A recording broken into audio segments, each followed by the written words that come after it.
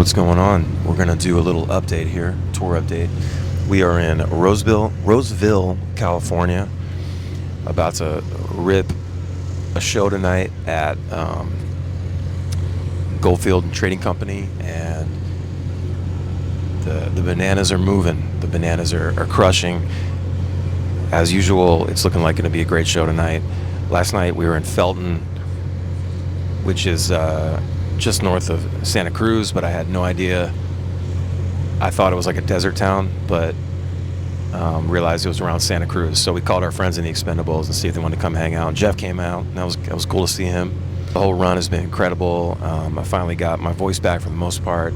Still a little squeaky here and there, but it seems to be going pretty well for the most part. And so thanks to everybody that's been coming out to the shows. Southern California was insane. Garden Grove Amphitheater, huge show. We were 64 tickets away from a sellout, and that, I'll take that as a win. That's a success in my opinion. You know, we kept consistently selling out the side room at the observatory in Santa Ana. I kept saying for years, like, we need to go to a bigger room, and somebody finally put us at the Garden Grove Amp, which is like a 700 cap, and we did it. We did really well. You know, it didn't sell out, but it was pretty incredible. So very, very thankful, and you know, it's just awesome to see what is possible, you know. So yes, I've been very happy overall with the attendance. I feel like I know that the ticket sales have gone up, you know, almost double what we did last time we came through. And you know, I kept saying for years that we were stuck at this like 150 to 200 people a night, and the West Coast has shown like we're doing 300-400. You know, tonight we've got nearly 500 pre-sale in Roseville, so it's just like, you know, that's a good feeling. It's good to know that like the work is actually producing something, you know. So it's not impossible.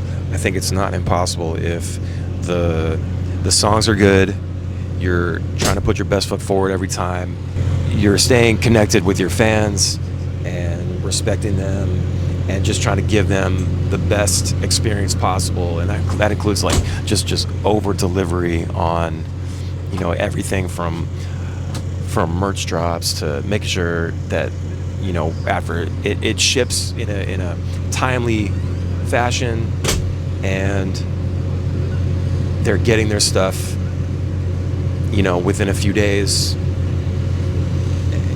to, you know, making sure everybody is, you know, I'll see people posting about like, oh, I didn't get my email for VIP, stuff like that. I mean, sometimes, you know, it's humans doing all this stuff, so even our team, it can slip through the cracks for some reason, and we do our best to try to keep up and make sure everybody gets in. And I don't know, just respecting the fan base, and you know, just trying to create good memories with you guys, and trying to put on the best shows possible.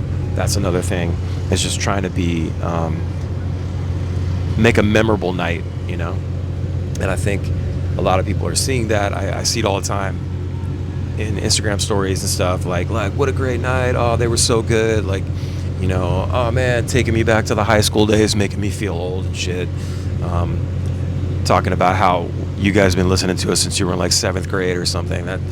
That's always nice to see. It's like a double-edged sword. It's like, oh, that's incredible, but it's also like, oh my God, how old are we? We are in the 30th year of the band. Today marks 29 years since the first Ballyhoo show at Aberdeen High School, March 1st, 1996. And I'll never forget it. It was an incredible night. I remember feeling just anxious and kind of scared, and I was definitely nervous for sure. Excited, you know, like, oh my God, it's finally here. We've been practicing for 8 months on this. Like we're finally gonna do this. And we sold tickets for, it was like $2 pre-show, $2.50 at the door.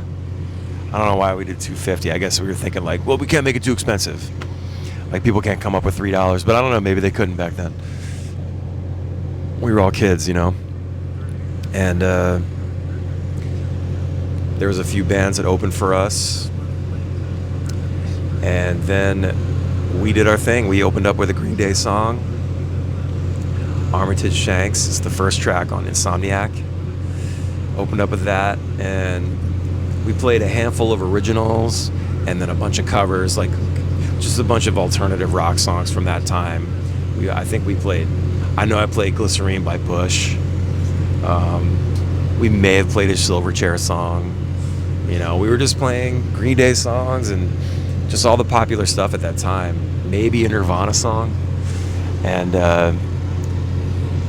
it was just amazing, man. I remember like being 30 seconds into the first song and being like, okay, yep, this is everything I wanted it to be. I want to do this forever.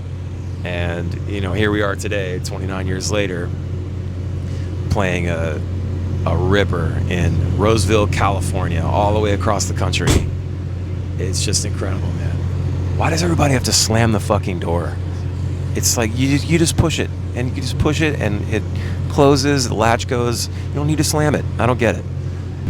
I'm incredibly grateful to still be here today doing the thing that I set out to do.